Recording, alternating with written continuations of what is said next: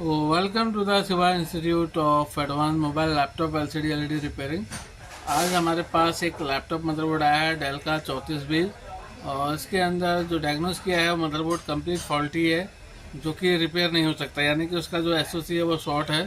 तो आज हम उस लैपटॉप में नया मदरबोर्ड को रिप्लेस करेंगे और आप देखेंगे कि किस तरीके से हम इसको ऑन करेंगे।